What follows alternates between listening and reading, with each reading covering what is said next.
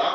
Ama İstanbul'dan burası işte biraz daha 1 kilometre, yani 750 kilometre yatay geleceğime dikey gitsem 750 kilometre ileride bir uzay evi var. Türkiye televizyonları ve medyası bunlarla ilgili değil. Burası çok siyasi bir toplum. Çünkü siyaset parayı, pulu, şanı, şöhreti dağıtıyor. Yani kendi mesleğini yapmak, karşılığı bir şey elde etmekten çok daha fazla. Mesleksiz bir adam siyasette başarılı olursa mesleğinde elde edemeyeceği bütün başarıları, gelirleri, kazançları elde ediyor. Bir de herkese akıl öğretiyor. Onun için de bilimsel insanlığın, yani bu yerküre üstünde var olmuş 125 milyar insanın bize bıraktıkları üzerinden yürüyüş, günlük gıdalanmanın menüsünü oluşturmuyor. Halbuki böyle baktığınız vakit mesela o 750 kilometre yukarı doğru gittiğinizdeki uzay evine gidiş gelişler çok fazlalaştı. Ve aynı zamanda fizik bence bilimlerin babasıdır. Ve fizik biliminde son alınan Nobel'ler gökyüzündeki insanın bilgilerinin nasıl arttığını gösteriyor. Bu büyük patlama, evren, bu biliyorsunuz ki 13.7 milyarlık bir geçmişi var. Biz onun içinde milyarlarca olan Güneş sistemi gibi bir sistemin içindeyiz. Onun 9 gezegenin üstündeyiz. Yani minnacık bir gezegende 7 milyar insan türü canlıyız. Fakat bu bir de evren var. O evrenin 13 nokta, bir de şimdi küçülüyor mu, büyüyor mu, ölüyor mu, kayboluyor mu, fizikçilerin her yeni adımı büyük tartışmalara neden oluyor. Mesela Hubble uydusu bu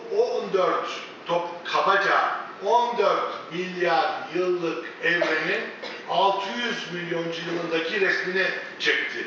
Yani çok farklı ve değişik bir uzay çağının içinde çok hızlı yürünüyor. Şimdi arkadaşlar bu konuşmanın başlığını 21. yüzyıl olarak işte ne olacak ne bitecek diye koymuşlar. Bu sizin aynı zamanda çok bütün geri kalan ömrünüzü, uzun olmasını dilediğim ömrünüzü yaşayacağınız yeni yüzyıl.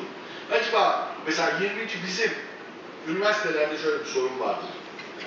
Birinci sene, sen oraya liseden gelirsin ve onu anneler, babalar, yani şöyle de bir toplumsal zafiyetimiz var. 25 yaş yukarısı nüfusun okula gittiği yıllar eşit bölündüğünde her birinin payına 6,5 yıl düşüyor. Bu 6,5 yıl bu toplumun çalışan nüfusunun %60'ının mesleksiz olması demek. Bu 6,5 yıl kadınlarda 3 yıla iniyor. 19 milyon aile var.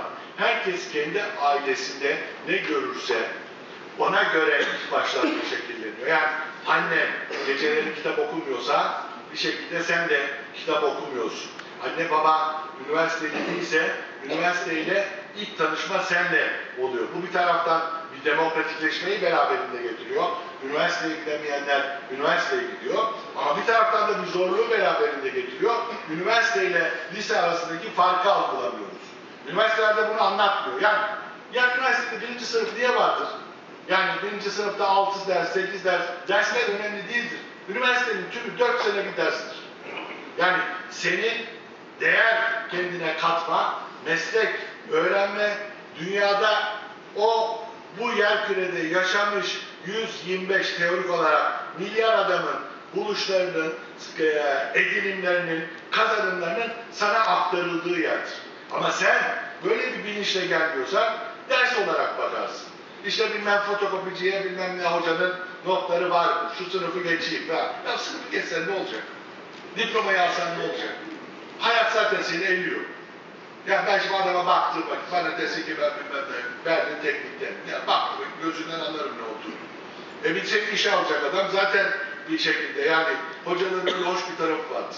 Yani bir şekilde görürsün orada kim ne düşünüyor, dikkatini var, sıkıldığında bilmem ne var, tecrübeli hoca olmanın, arkadaki arkadaş dinliyor mu, dinlemiyor mu, dalga mı geçiyor falan filan, ya nedir, kimdir, şudur, budur filan, ilgine filan, yahut bir aynı ortak konuyu mu konuşuyoruz, yoksa çocuklar sıkıldı mı filan. Yani şimdi üniversite mezunu herkese verdik diploma. Ya gittiğiniz yerde adam genel müdür sizi işe almaz ki. Yani o diplomanın bir anlamı yok. Lüzumsuz. İşte liseden geliyorsun da ne oluyor? Geçenlerde soruyordum, Nobel İktisat Ödülünü kim aldı diye. 120 kişi vardı sınıfta. Kimse bilmedi. Hatta çok ayıp bir şey sormuşum gibi. Yani utanmıyorsun değil mi hoca bize bunları sormayı gibi. Peki Nobel kimdir dedi. Kimse Nobel'i bilmiyor. Yani hepsi lise mezunu. Ne olacak yani? Böyle bir hayat. Sen, üniversite bilmediklerini öğrenme dönemidir.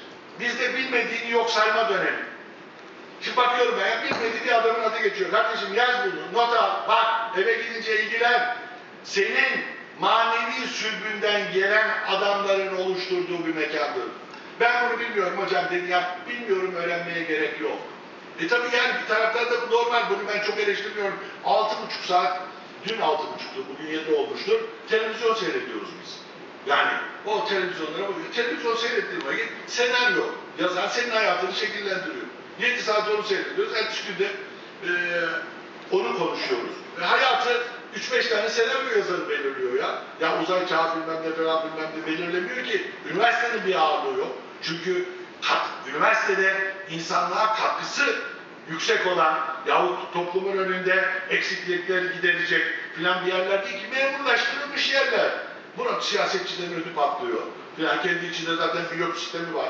Yani ast üst filan böyle bir özgür konuşabilecek. Ulan başımız belaya girer, birisi not alır bilmem ne. Yahut bilmem bölüm başkanı bana kızar, rektör takar falan. Böyle korkarak üniversite olur mu ya? Yani bir şekilde kendime ayar vereceğim. Kravatım yok. Acaba not mu aldım? 657 komşum bilmem ne filan. Yani kot mu giydim? Ya korkarak, ürkerek, özgür olunmayarak ne öğretim üyesi olur ne bir şekilde